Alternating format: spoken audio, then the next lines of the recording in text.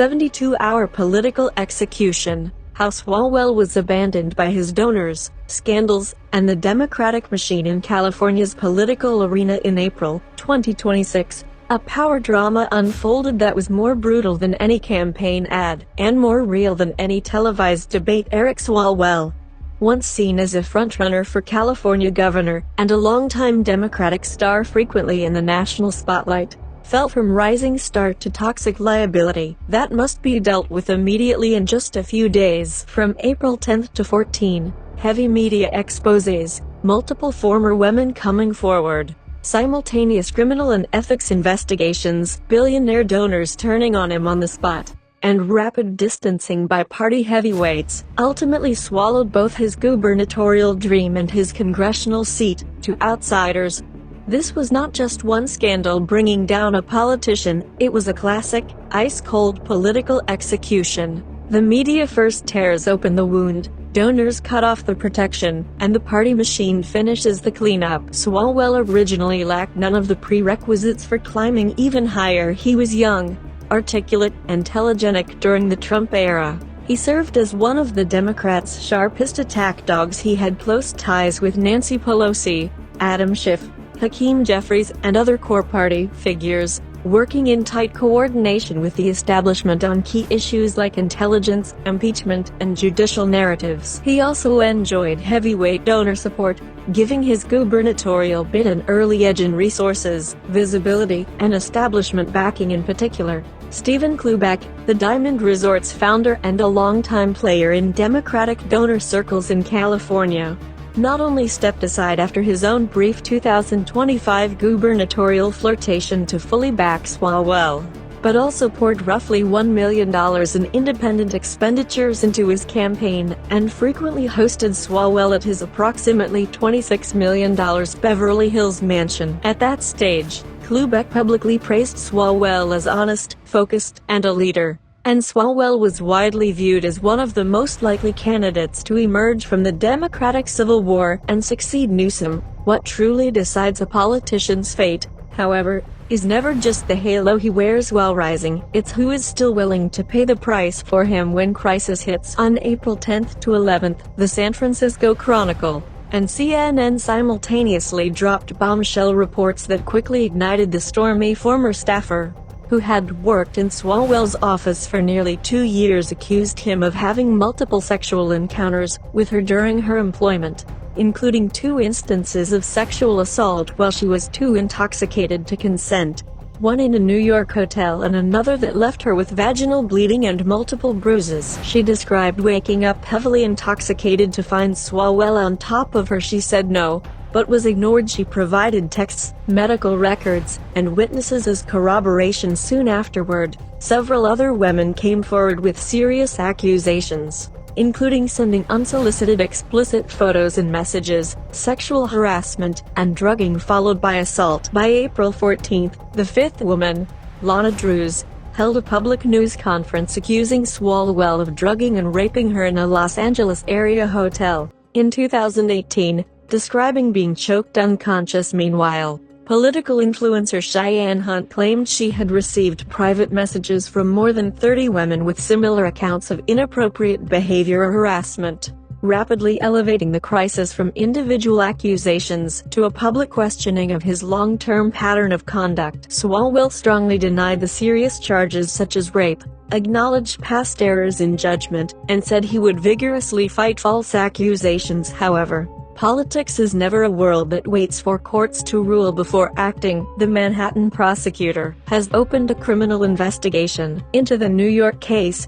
and the House Ethics Committee launched a new probe on April 14 focused on serious issues, including sexual harassment of subordinates. More than 55 former staffers signed a joint letter demanding his resignation, calling the accusations serious and credible. Once events reached this point, the issue was no longer whether a PR team could control the narrative, but whether the entire political organization was still willing to bet on a person whose risks were spiraling out of control. For a politician who had long built his brand as a holder of others accountable, defender of institutions and Democratic attack dog of the Trump era, this backlash was especially fatal. It destroyed not just part of his image, But his entire political persona, what gave the collapse its explosive dramatic tension, however, was not just the sexual accusations themselves, but Stephen Klubeck's very public about-face. According to the original reporting, after the scandal broke, Swalwell had holed up in Klubeck's Beverly Hills mansion to record a crisis video, insisting in front of the camera that all accusations were completely fabricated. Shortly afterward, Klubeck told reporters in his own words about their break, "Pal, you broke the trust, you make me sick, you broke my trust, I'm extremely disappointed, get the F out of here." He emphasized that Swalwell had been staying here for months, but the moment the scandal hit, he was immediately thrown out even more humiliatingly. When asked if the two were still friends, Klubeck laughed coldly and replied, "Which Eric?" He then announced on the spot that he was no longer a Democrat, calling himself a libertarian Republican, dropped an expletive-laden "fuck the Democrats," and demanded Swalwell return the $1 million in donations. This very public rupture was so damaging not because of the crude language, but because of the relationship it revealed. Klubeck was not an ordinary donor, not a peripheral supporter, and not a distant media commentator. He was the person who had bet money, connections, venues, private sanctuary, and political credibility on Swalwell. His open betrayal sent the most devastating signal possible to the outside world. It wasn't just your enemies attacking you. Even the person who knew you best and was most willing to invest in you had concluded you were no longer worth protecting. A politician bleeding in public can still be spun as partisan warfare. A politician being evicted from his private safe house usually means the roots of his political life have already been severed. Even more fatal was the fact that this collapse did not drop from a clear blue sky.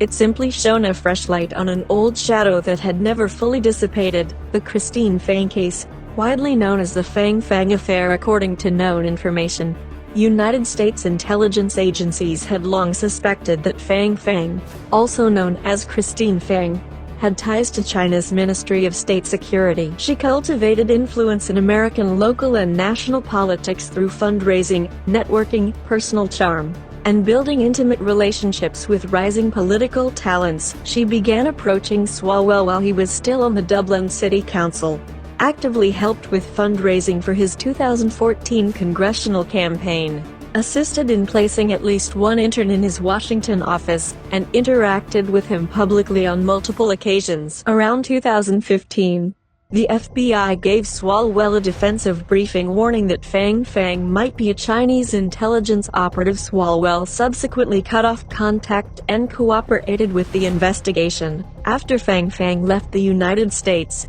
the Department of Justice brought no charges against anyone, and Swalwell himself was never formally accused of wrongdoing. In a letter dated May 22, 2023, the House Ethics Committee even informed him that it would take no further action regarding his interactions with Christine Fang.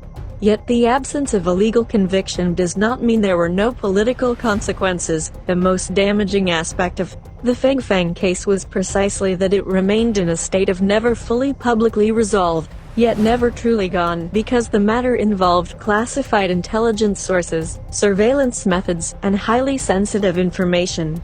The public never saw the complete picture. Swalwell repeatedly declined to answer questions about the nature of the relationship, citing possible classified concerns as a result. Even though the case never legally destroyed him, it created a persistent political shadow. Whenever new controversies arose, the public instinctively linked them to questions of judgment, boundaries, and risk management. By 2026, when multiple women's serious accusations exploded simultaneously, the Fang Fang case was no longer just old news. It became a reactivated backdrop. It was not standalone proof to convict him, but it amplified a far more disturbing perception. This was someone who seemed to repeatedly make choices in the realms of power, relationships, and risk that left outsiders deeply uneasy. If the donor's reversal and the reactivation of the old case pierced Swalwell's personal credibility and long-term image respectively, the final shot that finished him off still came from the Democratic leadership's swift distancing. Swalwell was not alone. Wolf congressman who climbed the ladder alone. He had long been an important frontline fighter for the Democratic establishment. Nancy Pelosi had publicly supported his continued key role in the party. Adam Schiff had worked alongside him for years on the House Intelligence Committee, especially in coordinated attacks on Russia, Ukraine, and national security issues during Trump's first term. In the second impeachment following the January 6 Capitol events, Pelosi even appointed Swalwell as one of the 9 impeachment managers, placing him squarely at the center of the national political stage. In other words, he was not a peripheral figure, but a core tool the organization had long elevated and deployed for tough battles. Precisely because of this, the April 2026 round of distancing was especially stark on the very day the scandal broke. April 10, Hakeem Jeffries, Catherine Clark, and Pete Aguilar issued a joint statement calling for a swift investigation into the shocking accusations, and explicitly stating that Swalwell should immediately end his gubernatorial campaign. Adam Schiff, who had previously publicly endorsed Swalwell's gubernatorial bid, quickly withdrew his support and expressed that he was deeply troubled. Nancy Pelosi and others likewise offered no substantive defense. The protective network that had once provided him platforms, endorsements, and shared power benefits contracted faster than anyone else's in the moment of crisis. This was not simple moral condemnation, but a near mechanical form of organizational self-preservation. When a person can still deliver benefits to the entire party, he is a comrade. When he begins to threaten the ticket, the brand, and institutional costs, he is instantly redefined as baggage that must be disposed of. This is the core truth of the entire affair, with the greatest impact, and the part most worth including in any in-depth reporting. Swalwell was not killed by any single leak. He was comprehensively abandoned by an entire power system in an extremely short time. The media first punched through the surface. The donor cut off private protection. The old case provided long-term shadow. Party leaders withdrew political legitimacy. Institutional investigations piled on. The gubernatorial campaign ground to a halt, and the congressional seat was cleared out. The California governor's race table was quickly reshuffled, and California's 14th congressional district was pushed toward a special election. Swalwell himself continues to deny the most serious charges, and tries to frame parts of the events as false accusations or political attacks. But in the political world, what truly decides life or death is never solely the courtroom. It is whether you still have the qualification to remain inside the power system once supporters begin to loathe you, donors begin to shame you, and allies begin to back away. Therefore, Eric Swalwell's collapse should not be simplistically written up as a sex scandal story, because that would actually underestimate its weight. It is more like an open masterclass in American political reality, how a person can go, in 72 hours, from being packaged as a future leader to being rapidly purged by the entire party as toxic waste. How an organization, at the moment of greatest danger, can dispose of a former comrade as cleanly as if he had never existed. The person who yesterday stood on stage preaching about institutions and accountability is today devoured by the very discourse of institutions and accountability. The people who yesterday fundraised with him, posed for photos, gave endorsements, and coordinated operations with him are today scrambling to prove they were never on the same boat. For Swalwell personally, this is a cliff edge end to his political life. For outsiders, it is the clearest possible cross-section of power. So-called allies are often nothing more than fellow travelers, until the risk reaches them.